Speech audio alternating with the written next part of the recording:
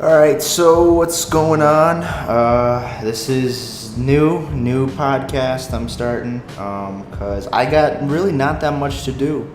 It's been a month now to this day since I've been in New York, so I figured I should start doing some shit. All I've been doing really is open mics, and that's why I decided, you know what? I'm gonna come up with the cheesiest fucking name possible based on the shit that I've been doing lately. That was the thought. I was like, I want to make someone throw up when they hear the name of this podcast. But this is like Senioritis, the last one, except it's even more convoluted and there's no guests and no music because the music just faded out and I don't have Alasha to play ukulele. So this is just worse Senioritis. Letting everybody know right away that it's just gonna be me babbling about myself for like as long as I can. So if anybody's disappointed in that, they can turn it. I'd like to meet that person that like decided to click on my podcast and was like, when I said that it was gonna be me babbling for an hour, they're like, motherfucker, and they like close the computer. I'd like to meet that person and I wonder what they were expecting, because this is just the shit. I have yet to put out something interesting, so I'm doing this. I got a lot to talk about because it's been a fucking while. I talked to a couple people on the phone, but I mean, not enough. It's crazy everything that's happened in the last month. Like I said, I've been doing open mics almost every day. I missed the last 2 days, Monday and Tuesday, because I'm a piece of shit. But I missed it. I had other stuff going on. It's not that big of a deal. But yeah, I've been putting in a lot of work in it, and it's just getting better. Like things have definitely changed. But yeah, a month ago, August 28th, I moved into the dorm at NYU, which is crazy. My mom dropped me off and then wrote this really depressing Facebook post about how much she's gonna miss me, and she was crying, and it was horrible. It made me wanna throw up because I have no sympathy. No, it's not that. So yeah. It was bad. I wrote a couple Tumblr posts about how bad it was the first couple days, because it's hard. It's hard to move and like uproot to where like I was so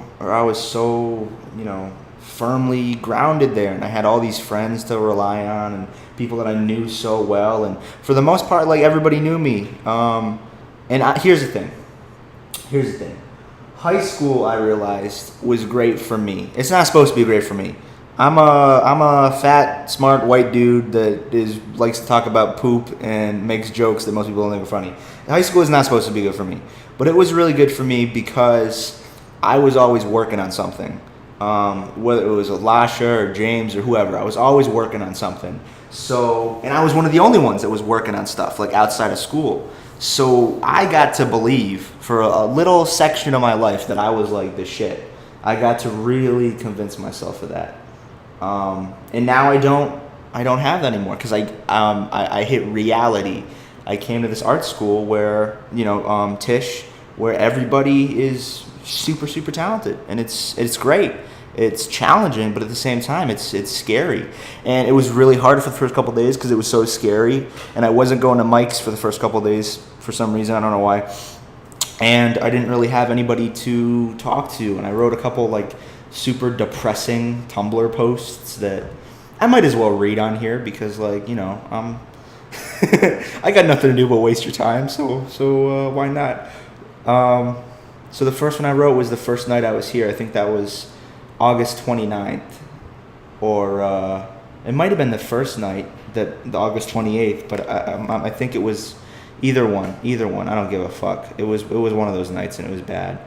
And I wrote this super pussy Tumblr post.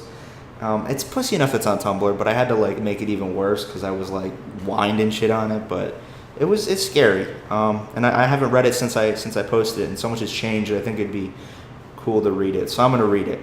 And I called it Nerves because it means I'm a bitch. Nerves. How can I call myself ambitious but be so terrified of change at the same time? This is really, really bad so far. It's the first night, but I'm the only one in the dorm because everyone else went out. I miss my friends. High school shouldn't have happened the way it did for me. The only reason I had friends in high school was because I had no friends to look back to, and I just wanted more than anything else to have some. I didn't deserve any friends, but I'm not even here for this. I'm here because supposedly I love film. I don't give a fuck about film. I want to create and make and do that with people that I love. I'm going to be such a failure here. I should just transfer back home and go to USF, do pre-med, fuck around as an undergraduate, make a good living eventually. I'm not really that good at anything, certainly not at film, not at poetry or jokes or anything. The album was a way to distract myself from thinking about the change coming up. I got it full force now. New York is scary. Not scary like that, but like, I don't matter. At least in high school, I got to lie to myself that I did. No one knows who I am or what I did there. I literally am nobody. And New York doesn't seem real, at least this part of Manhattan. Queens seemed real. That was like life, dude. Manhattan is just where rich people work and rich kids go to school, and where kids that can't afford to go, but go anyway. I can't believe I'm doing this to my parents, indebting us all just so I could go to New York and realize I don't like it. I look back and miss my friends in my home, but it's even scarier that it's all gone too. My friends aren't home anymore either. We all went separate ways and far away and moved on, and I'm afraid. I'm afraid I'm going to lose them, and I probably will. Reality sucks. I'm not grown up enough for this, and I'm scared. I slept 4 hours in the past 72 hours. I probably won't sleep tonight either. I was so sick of home, then I was homesick, and now I'm just sick and I want to go home. So that was the first bitchy post. And yeah, that was the first night. That was a month ago, the 28th. And that was because that was sad. That was what happened. It was it's weird. I don't feel that way anymore, thank God. But it was weird because, like I was saying, I had this system back home, this grounded system, and now I'm just sort of like on my own. But I had to realize eventually that there was nothing to go back to, because everybody else left too. It wasn't as if I had stayed, that I would have had this same thing that I had. Everybody was leaving. So I just sort of had to embrace it and realize that, that's part of my life is over. And the album really was a way to distract myself. I remember because I released it the day before I left on the plane with my mom to go to New York, and we put it out, and I remember I put it out and it was so great, and I felt so happy, like, because we worked so hard on it, the 727 and You, and we finally put it out, and which is fucking crazy because I don't even know how to make music, but we did it because Lasha's super talented, and I spent a lot of time writing, and I sort of learned, and it was crazy. Like, I was so proud of it. It's a piece of shit. It's for the most part, it's a piece of shit, but it was like a passion project, and we both love it. But yeah, I remember putting it out and being so happy. And then like a couple hours later at like 10 o'clock, and I was going to leave to get on the plane at 5 in the morning. And I just remember breaking down, like completely breaking down, just crying. And for hours. And probably shouldn't be putting myself out there like that, but I did. And it was really sad. And I was just up all night. And I called Lasha at like 2 a.m. And he had already left for Duke. So he was already at Duke. And I called him, I was talking to him. And it was scary. I was so scared to leave everything, because for so long I got to believe that I was the shit in certain ways. Like, it wasn't as if I was like, crushing in every aspect of the game. You know what I mean? I did make a fucking album for a girl, so it wasn't as if I was crushing it in that respect. But yeah, it was sad and it was scary, and I got here and it was still sad and scary the first couple nights. And then the second post that I did was more or less the same thing, and I'm not going to read that one because I I don't want to read that again. That hurt my eyes. I can't read that well. I'm not someone that is I spent a lot of time in school reading, and I was like, I don't want to read so much anymore. I'm going to take a break from it. So I'm not gonna read the second one. It's on my Tumblr though. And it's all that Micah Miller, my fucking online name, because it sounds like Michael Miller. I'm not gonna. If you say Michael Miller really fast, it sounds like Michael Miller. All right, I'm not gonna talk about that anymore. So yeah, it was bad. It was bad the first couple nights because there was no friends or anything, and it took a while. It took a lot longer to make friends. But I started going to the clubs, to the comedy clubs, and for the open mics, and I had some money. I had like $200. I came to New York with $200 cash, and I'm completely out of fucking money. I was like, I gotta make this $200 last till December. It lasted a week and a half. So I've just been broke. I've been going to the free open mics, which is better anyway, because that's not wasting his money as much. But I went to the first open mic that one night. I went to the pit, and I didn't perform. I just went to watch because I was feeling really lame. And I went to watch, and I met this guy named Joe, who I haven't seen since, but he did a mic there, and we were talking for a little while. And I met this guy, John Field, who I've seen him a lot. He's really cool. He hosts a couple mics. He hosts one at the comic book shop. John, the first time I met John Field was like, oh, so you're a film student? Because I was wearing my NYU jacket, and I was like, yeah, how'd you know? Because it didn't say film on it or anything. And he's like, because you're fat and you have bad hair. I just remember laughing so hard because, like, he nailed me. He fucking nailed me, dude. So yeah, I met some really cool people. But that first night I didn't perform. I just went and watched. Sorry, this chair is creaky. But I just went and watched because I didn't really have a set prepared. I just wanted to, go out and do something because I was so fucking miserable. And so I just went out to the club and watched. And the next day, I tried to go again on Thursday because I moved in on Sunday, and it took me till Wednesday to go out and check out the club. And Thursday, I was going to perform at the Laughing Buddha mic at the Climate Lounge, but I didn't because I went there and they're like, yeah, we'll put you on at the end, and they just never put me on. So I just sat through the show and watched. But I had a good time because, like I said, I was watching, and I love fucking watching stand-up, especially like amateur stand-up, open mic stand-up, because it's like you can see really, really good people and also like really like shaky people that like have a lot of work to do, and it's really cool to like see the differences and like the way that they do it. It's great for learning.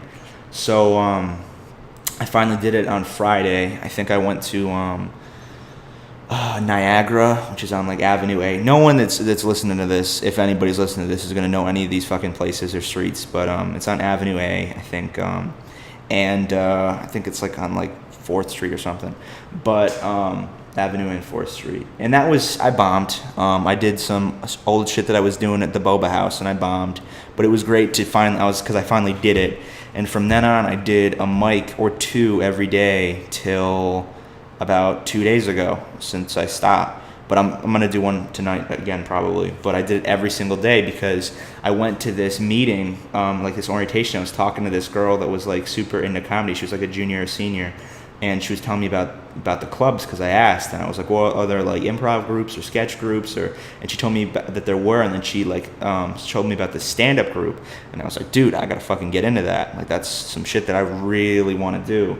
So I worked on new jokes and trying to build a set for about a month, and I just did mics, and most part I bombed in the beginning, the first couple. Every once in a while I'd have one really good set and I'd get a lot of laughs, and I'd call Lasha right after, and I'd just fucking be walking around the city and just like yelling about how happy I was, because I mean it feels great. Killing it once makes 15 times bombing worth it, and feeling like shit worth it. So, and that's what I did for a while. And I know that fucking that Laughing Buddha mic, even though they didn't let me perform, that was fucking amazing, because the one lady that was hosting it said something about going to Africa to like adopt some African babies, and she was like speaking of Africa, because she was like introducing like this black comic to go on, and we were like, oh Jesus Christ, because he's not fucking African. He's a black guy, like he's American. And so she's like, speaking of Africa. So this dude, we're all like, ooh, and we all winced. And then he goes up, and he was a fucking good sport, because he fucking did some shit that I'll never forget. He went up there and improvised a set as a fresh off the boat African for the whole 5 minutes. Just stayed character, didn't break. We were laughing hysterically. He just fucking made that girl eat it. And it was so fucking funny. He was saying shit like, so I was walking down the street after coming to America. And it was just fucking beautiful. Never forget that shit. I don't know. A couple of mics were cool. The mics have been cool. There's some that I remember more than others. There's just one on 9/11, which I ended up bombing really bad at. But there was this one where it was 9/11, and we were just about to start the mic, and it was at like 2 p.m. or something. It was an early one, and we heard a bunch of sirens, and they lasted like 5 seconds too long than what a normal siren is. There's like a lot of them, and I just felt everybody in the room just like freeze and tense up, and I was like, God damn, like 9/11 is fucking scary for New Yorkers still. Like, I know a lot of places it's like sort of like gotten to this point where like we can joke about it and we can be like, you know, Bush did 9/11 or whatever, but like that was kind of unreal to just see the actual fear that a lot of these people have still, because it was scary. But that mic was terrible. I bombed. I went on dead last, and but the girl afterward that was hosting it, she was like, you know, you're funny, so like don't quit, because it's always like I'm always on the line with it. I'm never fucking doing amazing and feeling so happy that, but I'm never at the point where like, yeah, I'm gonna quit. I'm always like right in the middle. Like it's wavy. It's like I get really good and then I bomb, and then I get really really good and then I bomb. But here's the thing.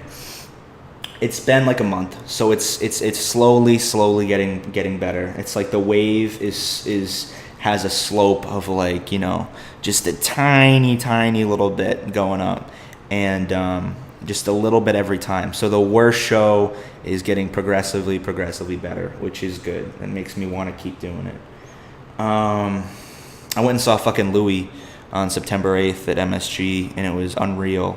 I paid $80, and I went and saw him at MSG, and it was unreal for me. The show was hilarious. He did like an hour and 30 minutes, which blows my mind that someone can do that. So he did an hour and 30 minutes, and I laughed super hard. I'll admit it. Afterwards, as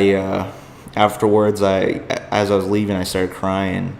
Not like during the show, like I saw him, I was like, oh my god, look at this. No, it wasn't anything. It was like afterwards I started to tear up a little bit, because like when he waved and like he was like, oh, thanks for coming, like this is why I do all this, hope you guys had a good time, and he walked off. Like I was like, I started crying, because like, and like I had taken the subway there, but I didn't want to fucking take the subway home, so I just walked the 30 blocks or whatever back to the dorm, 3rd North, and I just started crying, because like, I mean, he's like different. Like he's wearing suits and shit, and he's like pretty much fucking bald now. Like he shaves his head, and he's like almost completely gray. Like he's a new stage. You know what I mean? I think that Horace and Pete, like since then he's been like on a new stage. Still just as funny, but I just realized like I'm fucking in New York because of Louis C.K. I can tell you all these people that have inspired me, and I love all these comedians, but I'm in New York going to film school because of Louis C.K. Because I just remember just watching Louis, and just I wanna fucking do that, watching that show and being like, I wanna fucking do that. So it was crazy just to see this person that means so much to me. I mean, like, and my personality too. Like people, like the way that I talk, sometimes I feel bad, like I'm a hack or something, because a lot of the people are like, oh, you remind me of Louis, like the way you talk and the way you like deliver jokes and stuff, and it's crazy, because like, I mean, it's not even on stage, or the fact that I love comedy, the fact that it's a part of my personality this guy's affected is crazy to me. And then to see that he's going on to a different part of his life, I sound like a fucking creep weirdo right now, but that's not what I'm trying to do. I was just trying to say that the fact that he's like moving on to a different part of his life where he's not wearing fucking, you know, sloppy ass sweaters and t-shirts and fucking jeans and fucking having crazy bald hair. I mean, that fucking stage of his life was so fucking inspiring to me. I don't like it. The fact that some bald fat dude could be so cool, like could be so unstoppably cool. I mean, for me and James, it was just like, it fucking made us not feel like shit. You know what I mean? It made me not feel like shit. in a lot of ways in my life. He's said a couple of jokes that literally have saved me in a lot of ways. Listening to him have given me confidence that I didn't have before. Like the joke about fucking where he was like, fat dudes aren't ever gonna be skinny dudes that can walk into a party and just be like, yo, where the pussy? And never. You're going to be fat. You're going to be a sloppy dude for pretty much your whole life. But everybody else is going to get uglier. As soon as they get old, they're going to get uglier. But you're pretty much going to stay the same. And as people are getting uglier, you can be that last fucking branch that they grab before they hit the ground. And that was one of the things where like, well, maybe I shouldn't kill myself. Maybe I can just wait it out and wait till other people get ugly too. Which is, I guess, depressing for me to think that way. But, I mean... It was a lot, so it just sort of all sank in at once, like what the fucking dude meant to me and the reason that I'm here and stuff for my family. And I gotta like start writing better jokes because I'm just fucking talking about my dick on stage for the most part. I gotta start writing jokes that are gonna get me laid. My fucking average dick size joke is not gonna get me laid. I realized that the other day. I was like, you know what? Fucking talking about teachers molesting children and dick size jokes are not gonna fucking ever get me laid after these shit. Ever. Like, it's not like I'm going to, but like, I'm really not making it any better at all.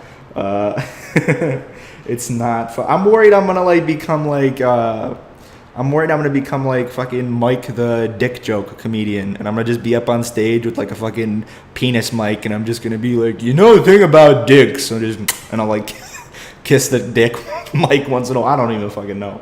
I'm going to be Mike the dick joke comedian. I'll get famous for that shit.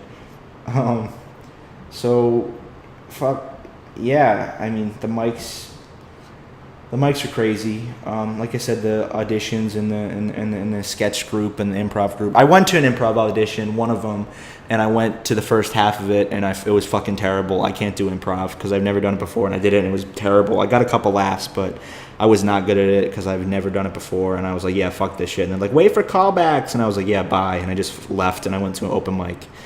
And luckily, that was one of the nights that I like crushed it, so it was like, it felt good. So...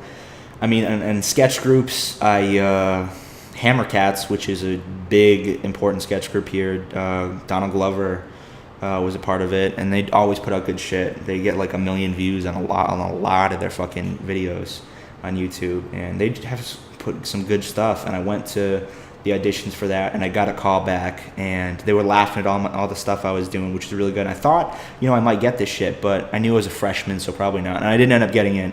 But that wasn't that big of a deal to me because I was confident in the stand-up because I was going every night and I was really putting together a good set because I had some roommate and dick jokes that didn't always work with the comics because I feel like the comics have heard like every single dick joke. Comics have heard all the fucking shit. They don't want to hear some fucking kid talk about his dick. Like, I don't think that really excites them at all. So I was trying to write more controversial shit and more smart shit. And I started talking about, teachers molesting their students and, like, suicide and shit. And I was trying to, like, write, like, jokes. You know what I mean? Like, bait and switch type jokes where it was like so... I was doing those new type of jokes, and I remember I sort of did like a hybrid set once, a couple days before the audition, and I recorded like some dick jokes and some molesting, some more like serious, more smart jokes like molesting children. But the bit is pretty good. The bit isn't stupid. I like it, but I mean, what the fuck does that mean? I wrote the joke. So I recorded one where it was like a combination of two of the sets, and I sent it to some of my friends, and they were like, "Oh, it's a lot of fucking dicks, dude." And it's like, "You're like a blue comedian, huh?" And I was just, they didn't mean it, but it sort of like made me feel bad because I was like, "Well, I don't want to be Mike the dick joke comedian." So I was like, you know what? I'm just gonna do the smarter stuff, even though it's a little racy. The comics seem to like it, and I get big laughs from them if I do the racier stuff and just drop the dick jokes. And at that point, I met, finally, after having, like, no friends and just going to the mics by myself, like, I would just go and I'd fucking talk to these 30-year-old dudes, and, like, I couldn't fucking relate to them. I'm 18. They fucking divorced.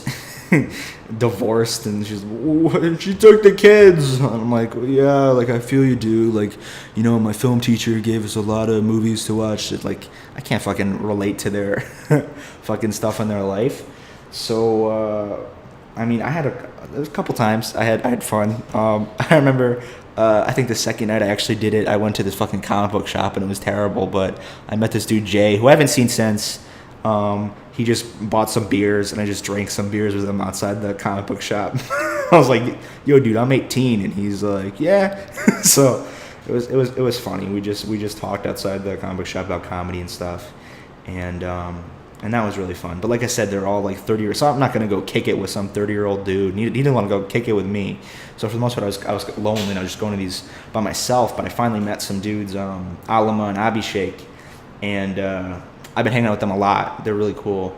And I took them to a few of the mics. Abhishek did it a couple times, and Alama has been doing it a lot since then with me. Really cool dudes. Alama is super fucking funny. Probably one of the funniest dudes I know. I mean, the only dude I know that's funnier than Alama is James. But everybody knows how highly I think of James. Because I want to suck his dick. That's all it is. That's all. No. And Abhishek's funny too. Abhishek is a little different though, because I can tell that Abhishek is more of like a dramatic dude, because like he's super into like dramatic acting, and he doesn't want to just make comedies and stuff. Like he wants to, make some dramatic movies too. So, and that should be cool. They're both in film and TV, by the way. They're both in film. That's how I met them. So they're both in the film school with me, and it's really cool because we're trying to shoot some sketches eventually. Some of the sketches I wrote, like the F-bomb, we're probably going to be shooting that either this weekend or next weekend, which I can't wait to do. I can't wait to have some shit to keep my mind off being a fucking failure, because here's what happened. I practiced for a month to get into the stand-up group, and you can already tell by the way I'm saying this that I didn't get into the stand-up group, but I should tell you why I didn't get into the stand-up group. I had this set, right, and I sent it to those dudes, my friends back home, and like I said, they made me feel kind of bad because of the dick jokes and stuff, and the dick jokes weren't working with the comics because I knew they were kind of like, they weren't hacky necessarily, but they were funny. A lot of the funniness to them was because it was just really crude. But I was like, you know what, I'm gonna try to do the smarter shit, the stuff that has a little bit more to it. And I decided to do that the first night of the auditions on Thursday, about a week ago now. And I did it at the show, and it was good. Al also auditioned that night, and he fucking crushed, because Al also has a really fun good joke about his dick, and he did it, and it worked. Alama, Al, whatever, whatever. You'll get it eventually, who the fuck I'm talking about, once you hear me fucking mess up names. Here's the thing, I can say his name, Alama Prabhu, but I fucking call him Al, not because it's like, I can say his name perfectly, and it's not because like I'm white and I don't want to offend him, it's just because I'm fucking lazy, so it's fucked up. It's fucked up, dude. But yeah, he crushed it, and I went up after him, and I didn't bomb, but I could tell it was wrong. I could tell as I was hitting the jokes that none of them were falling flat, but I was getting more of like gasps rather than laughs. Like a couple people were laughing pretty hard, but I was getting, and the comics were laughing pretty hard, but for the most part I just got gasps, and there was a good portion of the audience that looked really, really offended. And I was like, oh shit, and I felt so bad because I was like, you know what, I fucking worked so hard, and I fucking did terrible because I should have known that NYU is very PC, and I should have been careful with it, and I was bummed out. And Alama was like, dude, you've been going to the mics, that you go to more mics than the people in the group do, and they've seen you at the mics, so they know you have other material. I wouldn't worry about it. You didn't bomb. But I still felt really bad. And so the next day I was like, you know what, fuck it. And I wasn't supposed to audition twice, but I was like, look, let me do another set. Because I have this set was 3 minutes. So I already had to fucking really crunch down my time. Each set was 3 minutes for the auditions. And I was like, you know what, I have probably 15 minutes of material that I've been switching out since I've been here. So I was like, you know what, let me do another 3 minute set. And so the next night on Friday, I went up there. And I didn't have any nerves. The first night I had a couple nerves, but I hit him pretty well. But the second night I had no nerves whatsoever, because I was like, well, I already didn't get into the group, so it doesn't fucking matter. So I went up there and I did I did the dick jokes, and I fucking killed. Murdered, more than I ever have in my whole life, and it was crazy. I felt so fucking validated and good. Like, cause it's one thing to like do really well. Like when I would do the shows back home, and at the school, the shows that I put on, and I get laughs. It was great, but like everybody knew me, and everybody expected me to be funny, because that was like something that like I had made people sort of know about me, that like I try to be funny, so people are gonna laugh if they like know me and like me. They're gonna laugh if they know that I try to be funny. So it was something where these people didn't know me, and that was the best set I ever did. That was the best response I ever got. It just crushed, and I'm not like trying to brag or anything, but it was something that has never happened to me before, and it felt so great. And after the show, like a couple of people were like, "Hey man, you fucking killed," and like this dude gave me his card, and he's like, "Yo man, you killed, like call me up." And I was like, "Shit." And Alama and Abhishek were there, and they're like, "Yeah dude, that fucking was it. That was the best one that they've seen so far at the auditions." And I was like, "Man, I really hope so." And I felt really good about it, and we went and got Indian food, like 10 or 20 blocks away, and because they're Indian. I don't know if I had to add that. We got Indian food because they're Indian. So we went and got some Indian food, and 2 hours later we were walking back home, and we ran into some people that I didn't recognize at first, and they're like, "Hey, like you fucking killed it." And I was like, "Hey," and I was like, I didn't even know they went to NYU, and like it was weird because like I was 20 blocks away. Like, it was like fucking, it was almost like someone like recognized me as a famous person or something. And they're like, "You fucking killed it tonight." And I was like, "Man, thank you." It was unreal. Abhishek was like, "You know what, dude, fuck you and your fucking fans." So it was some bullshit. It felt nice though. And I was like, you know what? I think I really did well. And then the next day I got an email saying like, "Sorry, we couldn't let you in." And it was really hard because like I worked for like a month for that, and I was hoping that I would get in. I was hoping that they'd see that I was going to the mics and I was working on it. And I know I'm okay. Like I know I'm not fucking horrible. And it was hard. Al got in, and I'm super fucking proud of him. Alama got in, and he went to the first meeting, and that was. And he went and asked for me. He's like, "So, like, what happened? Why didn't Michael get in?" And apparently they were saying like, well, he had a lot of dark material, and I was upset because I was like, well, I have dark material, but I also have not dark material. Like, you saw me do the not dark stuff the second night, and you've seen me at the mics. You've seen I have other material. Like, I learned my lesson. I'm not going to do the dark stuff anymore because I realized, NYU, you can't even you can't even make jokes about dark stuff. So, but yeah, that was the reason why I felt bad because, like, I came here for film school and to do stand-up. And, like, my family doesn't have that much money. Like, I have a nice scholarship, but my mom had to really fucking struggle to send me here. She had to, like, empty her fucking savings to send me here. And, cause just to pay for the housing, because I have a nice scholarship. And, and it's not as if, and things are falling apart back home. Like, my dad is still sick. Like, he's having a hard time seeing and stuff. And it's hard because, like, even though I'm not going to say that I fucking helped out that much around the house. I'm a lazy piece of shit. But, it's hard because they can't even ask me because I'm not there to help them with stuff. I can't even say, I got some stuff to do. I can't even say that. You know what I mean? I can't even give them the satisfaction of having an asshole in the house that doesn't help. So they can't even have that to like be mad at and make their life go a little bit better.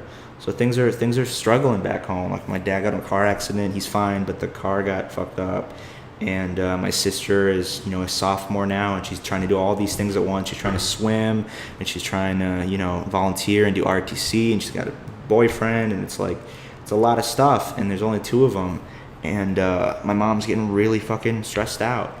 And and it's not as if I'm coming here and they're wasting all this money or spending all this money on me to fucking be a doctor so I can go home and help out afterwards, you know what I mean? So I can have money. They're fucking, leap of faith. Like, I jumped off this fucking bridge and they, jump with me in a way. And so and the fact that, like, I tried for a month and I still didn't get it, You know what I mean? Like I had to convince them, like, listen, I'm gonna do this. I have this. I had to convince them that I was going to, and the fact that I didn't, like fucking people. I asked Al, people that did it for the first time ever got in, on gimmicks, no less. One dude got in. He at the audition he went up with a banana, and his whole joke was, I'm eating this banana up here because I have social anxiety, and like everybody laughed. And then he went into a story that wasn't. And then another dude went up there with like, I'm not trying to hate. I'm really not trying to hate. I hope no one ever goes back and listens to this in the future, because they were both really funny dudes. But like, I don't know how the people that pick the people pick those guys based off of a gimmick, because that's not solid. That's not something that you can for sure go, okay, well he'll have jokes in the future, because you don't know, because it wasn't really jokes. The other guy did, like, he went up there and he was like, this stand-up set was brought to you by da-da-da-da-da, directed by da-da-da-da-da, written by da-da-da-da-da, starring by da-da-da-da-da, and he just did credits for the whole stand-up set, and at the end he did one joke that was like a dud on purpose, and everybody laughed. But I don't know how that they could base their accepting people into their group that's like the stand-up group at NYU based off a gimmick. I mean, they might have been funnier than me. It might have just been that. They was like, okay, well, these guys are funny. But, I mean, they've seen me fucking putting in the work, and they've seen me, like, it's not as I did bad, I killed. And it was just hard. But the fact that people got in that had never done it before, and I didn't, it was just crushing. Because like I said, I mean, I'm fucking here instead of home, fucking doing this thing that I think I can do, which I don't know if I can do, but I'm trying to make people believe that I can. And I didn't get in. And that, I mean, stand-up is the reason I came to NYU, was because I wanted to do the stand-up scene. I have to remind myself that sometimes when I'm tired and I don't want to go to Mike, I have to remind myself, well, I'm at NYU really because of the stand-up. I didn't apply to USC and I didn't apply to UCLA. Because I wanted to do stand-up. I didn't even bother with those schools. And I could have gone to UF and did telecommunications and probably learned more different stuff there rather than just film. But I wanted to be in the stand-up scene. The fact that I didn't get it was crushing. But it's better now. I was kind of sad the first night. But the next day was a little bit better. I went and I was sad. And I went to a mic on McDougal Street, which is like, you know, around Greenwich Village at least, like the place. Like that's, when I think of the capital in New York City, not the capital, but when I think of like the epicenter in New York City, I used to think of like Times Square or, Wall Street, and now I think of McDougal Street. Because like it fucking has all these comedy clubs. It has a Comedy Cellar on it, and it just lights up, and like it's so lit up at night, and it's beautiful. It's just this little sort of like old shitty street, but has all these amazing clubs on it. And I went to this place called the Grizzly Pear at like 6 o'clock, and 4 o'clock. 4 o'clock. I walked up to one of the guys that I recognized from the mics. He was outside going, "Hey, free comedy show, free comedy." I'm like, dude, like, what the fuck is this? And he's like, "Oh, it's a free comedy show, dude. You want to watch?" I was like, "Are you performing?" He's like, yeah. And I was like, "How do you get it?" And he's like, I was like, "Is this an open mic?" And he's like, no, it's a show. It's a show. You got to know someone. And I was like, "Oh, all right." I was like, "Well, who do I talk to get into this?" He's like, "Well, I guess you can talk to Jimmy inside." So I went inside, and this muscular black dude named Jimmy was in the back, and I was like, "Oh shit, I recognize him."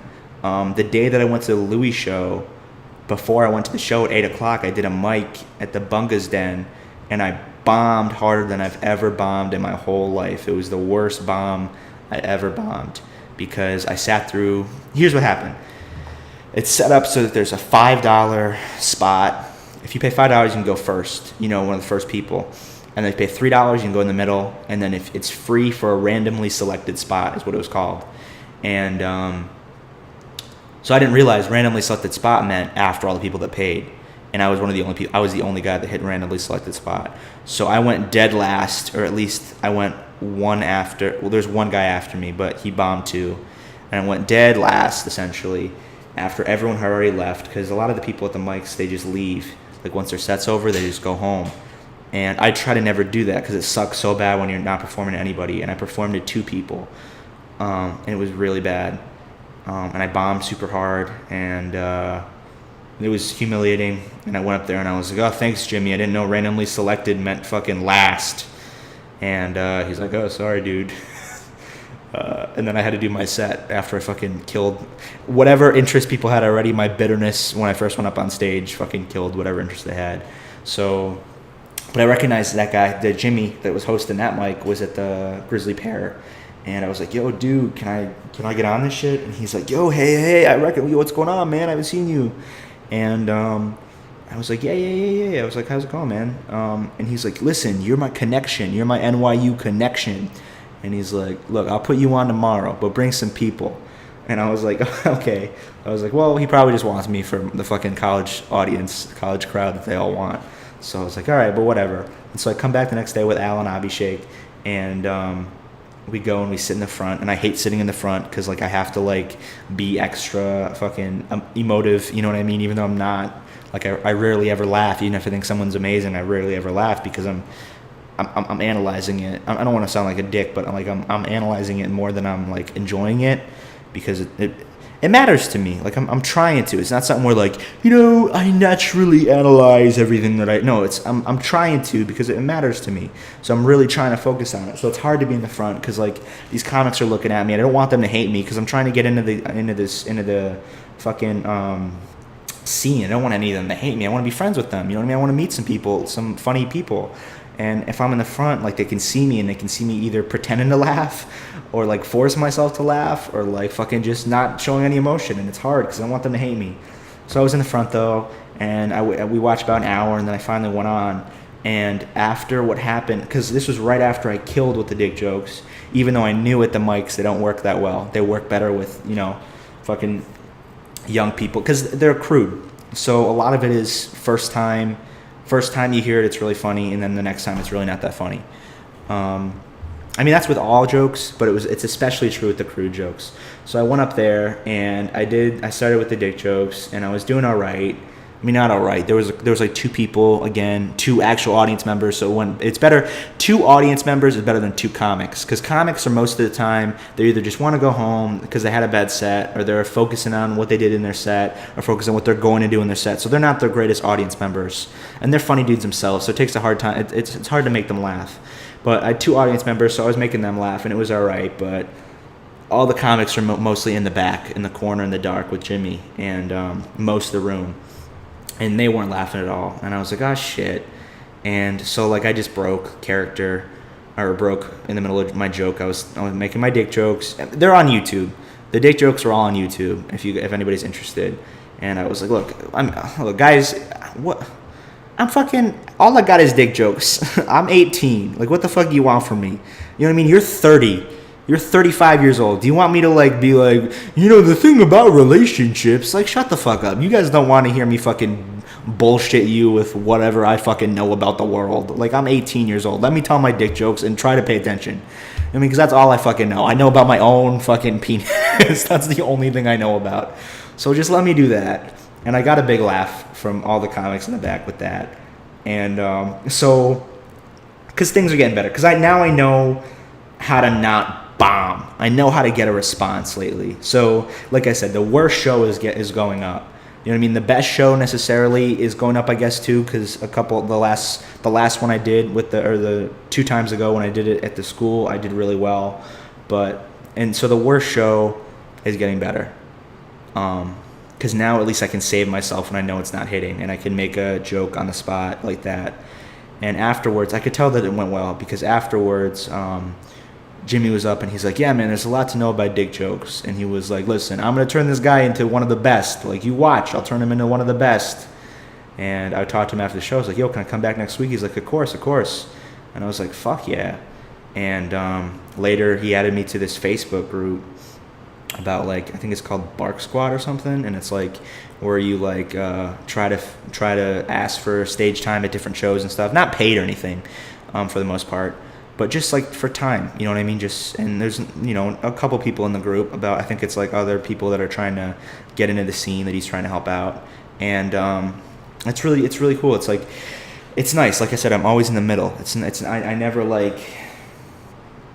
I'm never doing amazing. Like, even though that was hard to take that hit from not getting into the group that I really wanted to get into, it's nice because I have something else going on in the actual New York City scene. And I didn't fit in. Even though I really wanted to be with those guys, I knew I didn't fit in. I didn't fit in at all. I just didn't. I didn't think that a lot of them were that funny. With the set that they did, because here's the thing, I could tell that they weren't, I could tell for a lot of them it's very hobby-ish. And for me, like I said, I came to New York to get good at stand-up. Like, that's what I want to do. And I could tell with them it's a lot of hobby-ish, because they were talking about how, like, they said at the end of the auditions to the crowd, they were like, if you ever want to go to a mic, like, don't feel like, you have to get in the group to go to a mic. There's mics all around the city, and contact any one of us, because we're always looking for people to go to mics with. And I was like, what do you mean you're looking for people to go to mics with? You know what I mean? Like, I've seen one of you guys at 2 mics. Everyone else I've never seen before at any of the mics. I was like, what the fuck are you talking about? And going to like, I fucking, for 3 weeks before I met AK or Abby Shake and Al, I fucking was going by myself alone every single night. And like, it just didn't seem real to me. And they were very, very PC. I don't know if they all are at all the sets that they do, like, around the city, but they were very, very careful. And it wasn't that exciting. Like, they were funny. I'm not trying to sound like a bitter asshole. They were funny, but I could tell that I didn't fit in at all. And my friends are telling me that's a good thing because they don't want me to kill myself. And they're like, it's a good thing. You obviously didn't fit in. So, but it's hard. And things are going in a different direction. Things are going with the scene. With, like I said, I met, and I'm able to do those shows now on the weekends where, like, I have 8 minutes instead of 5 or 3, and so I can work out some more material, and eventually maybe I can get where someone can, like, fucking let me do real shows. And Al was talking to somebody in the stand-up group who's a senior now, and he finally got his first gig. And there's fucking money in gigs. I didn't realize. I thought people just do the gigs because fucking they love it and they want to do it. Because I knew they get paid, but I didn't realize how much they get paid. This one dude's a senior now in that stand-up group, doing his first gig. Because, like, they put on shows at the school, but I'm talking about like a paid gig. He's getting $50 for 10 minutes, and then later he's doing 15 minutes and getting $500 for a fucking gig. That shit's crazy to me. Like, that fucking just motivates me to get good because I need to get paid. Dude, if I can get paid for doing stand-up, oh my fucking God. Oh my God. Paid for fucking stand-up would be amazing. So that gives me hope. That gives me the fucking drive to work harder and get better at it. I don't even fucking know. But I'm so terrible now. I know I'm better than I was back home, but everybody is relatively better. Like I said, I could feel like I was the shit because unfairly too. Because it wasn't like I was the shit because everybody was trying. I was better. I was the shit because I was the only one trying.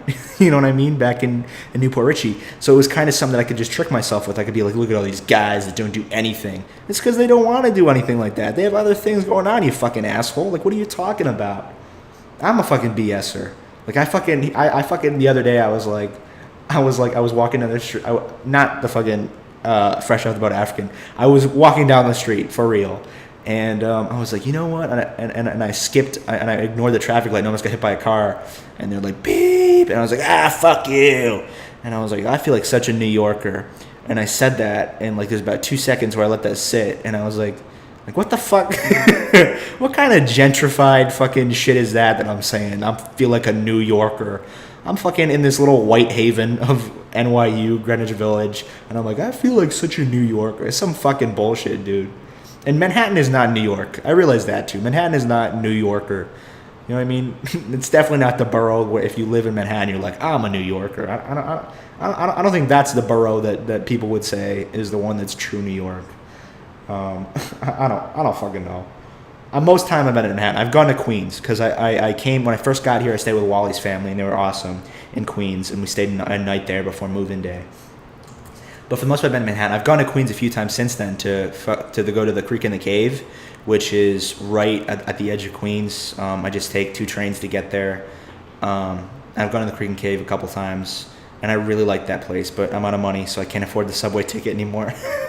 So there's that shit. I can't afford the subway ticket, but I love the Creek. But for the most part now, I've been trying to find free mics near Greenwich Village. And there's a lot of them because, like I said, this is like sort of like the Comedy Central of New York. So I'm in a convenient place right there, right in the city. So yeah, I mean that's pretty much all the shit that's been happening. I kind of wish I wasn't in college. Like that's a legitimate thought that I've been having lately because I don't love the classes that I'm in. They're not amazing, but I mean they're good. I can tell the professors are good. They're knowledgeable, but I mean I just don't. And I need to have an interest because the whole reason I decided to go to film school was because I wanted to be able to work in the industry in some shitty job, but have an into the industry. And NYU's one of the best film schools in the world, and most of the time people have a job afterwards, and that's so important, having a job in the industry. So I have a job, and then I can work on the shit that I want to do afterwards. And that's super, super important to me, to be able to have a job, and then I can work on the stuff that I love afterwards. So, I mean, I love the fact that I'm in the city, but the classes aren't that interested in me yet because they're mostly just doing photography and technical stuff, which I'm not that guy. I'm more of a writer. I'm more of someone that like is an idea guy. Like we've been talking about doing sketches with Abhishek and Alama, and I think they have some ideas, but they haven't really pitched too many of them to me. But we have all these ideas that we're gonna do because that's what I don't want to be like. I'm the big picture guy because that's not what I'm trying to say. I'm trying to say like I'm more of a writer. You know what I mean? They both. I know they fucking both write and they're both good at writing, but like I'm only good at this. That's what I'm trying to say. They're both fucking really talented. He's good at acting, and Alama is really good at fucking cinematography. Like I was watching their videos get in, they were fucking amazing. I submitted a shitty script, and they submitted amazing videos to get into the school. So we're gonna work on some stuff because I've had some sketch ideas that I've written down, and I'm excited because it's something to work on. It's something not to just focus on. Oh, I didn't get into the group that I've been put all this month towards. It's other stuff to do, and that's why I'm trying to do this podcast so I can not every day or fucking all the time because like I said, it's been a month since I did it. But when I feel like there's a lot of stuff to talk about and I can fucking babble for a while and keep it relatively interesting, then I'll fucking do one. Because why the fuck not? I mean. I feel like if people actually care, they'll just call me and I can babble to them. But why not just put it out there if someone's like fucking, you know what? My day is already shitty, but let me make it shittier by listening to Michael Miller's podcast. I want to give that guy that opportunity to do that. So yeah, that's pretty much it. Like I said, NYU, great, but not great at the same time. Wish I was in college, and I don't necessarily love the culture too much because, like I said, with the whole PC stuff, with not getting into the group, it was hard. It was really fucking hard. But, I mean, that's the way it is, and I have to get used to it, that, like, it's very, very politically correct here. And I don't want to be one of those, like, I don't know why I have to say I don't want to be one of those or I don't want to sound like this because I think most people, if they've listened this far, probably understand that I'm not a total asshole. Or maybe that's why they're like, you know what? He inspires me. I want to fucking make people cry and be an asshole. No. But it's very PC. It's very politically correct. And I think that's great, you know what I mean? Because it's progressive thinking. But at the same time, I think it's damaging, especially for comedy, but in thought in general. Like, you shouldn't ever tell someone to be quiet or you can't say those things because then conversations and discussions don't happen.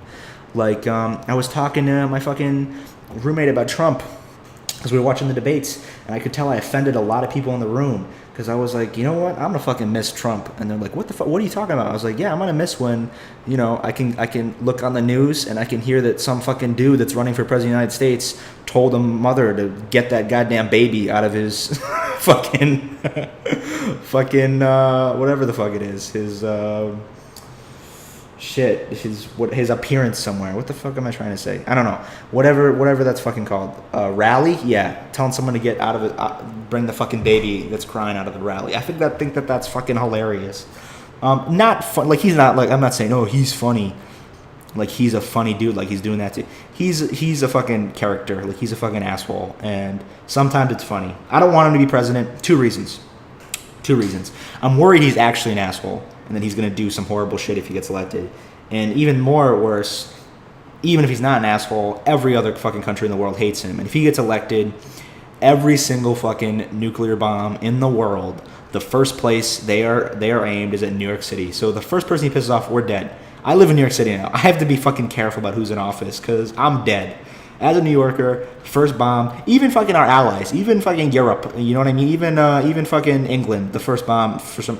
Our first nuclear bomb is aimed at New York City. Our America's, it's a fuck up, but every single one is New York City. So I got to be careful about who's in office. And Hillary is not much better, but you know, I think that's the general consensus. She was doing that shit where she was like, because like she's like, you know, Donald Trump is racist, and he is racist because he's an asshole, but. Sometimes his assholeness makes for some really funny fucking news. So, and then she was like, you know, he doesn't give a shit about the black community, and I was like, that's true. And then she's like, he doesn't realize all the fucking inspiration that comes from the church and the music. And I was like, you don't have to fucking, you don't say that black people need to be appreciated because of their church or maybe just because they're people. Like I don't understand why. I never understood the whole fucking, you know, black people have soul thing. Like, that to me is a little kind of fucking shady and weird. The fact that, like, I don't like the fact that white people are allowed to say that they're allowed to say, like, you know, black people have soul. Because I don't think any one of them can define that. You know what I mean? What does that fucking mean? You know what I mean? It's just so soulful. Like, what the fuck? I don't know. The election this year is just, and I'm not allowed to say any of these things. I'm not allowed to say any of these things because I'm going to offend people. So that's why I have my hate speech podcast. This is what this is. This is a hate speech podcast for anybody that was wondering what this is. This is where after I'm walking down the street, I am walking down the street. No. This is my hate speech for anybody that is into that type of shit. Just, you know, open Michael Miller. You know what I mean? That fucking cheesy ass name. You got it. I think I talked about everything that I wanted to talk. Well, I got a couple things left if anybody's interested still. I wrote down a little bit of notes about some of this shit that I should hit while I'm doing this. I guess I can talk about my roommates. My roommates are cool. I have a set about the roommates that is, like I said, on my YouTube, the 4 Minutes at the Pit. And that's, you know, a little bit exaggerated, but it's for the most part true. It's some crazy shit. I'm in a suite, a 6-man suite. So it's me and 5 other guys. I have one roommate, and the rest are the suite mates. We have 3 bedrooms, and fuck, we're one of the dudes smells really, really bad, really fucking bad, like really bad. Like he's a reeker, and he showers and stuff. But I don't know what he's just. I think he's just one of those dudes that like was fucking God didn't like, and was like, here, I'm gonna make you smell. I'm going to make you leave stench wherever you go. And so we were, the 5 of us except him, were up at like 3 a.m. 2 nights ago. And we're just trying to talk about what the fuck we can do to fix this problem. Because we're fucking assholes. We're like, all right, guys, we got to do something about this. Because we're assholes. I don't fucking know. So, but for the most part, my roommates are cool.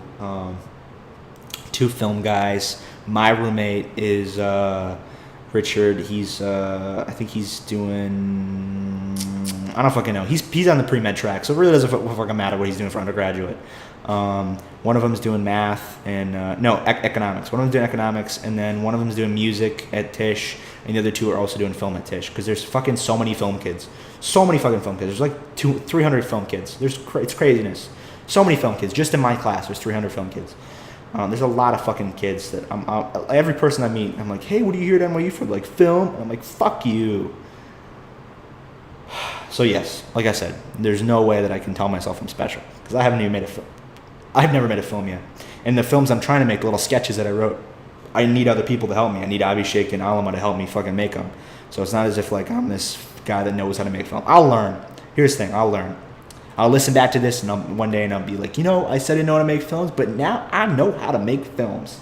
That's the shit. That's how it ends. I'll know how to make films now.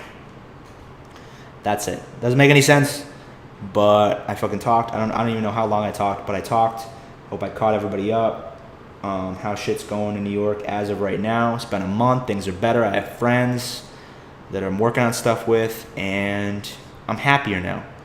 I don't call my friends every day, but when I do call my friends back home, I have better conversations because I'm not sad, and it's been longer since we talked, so we have more to talk about.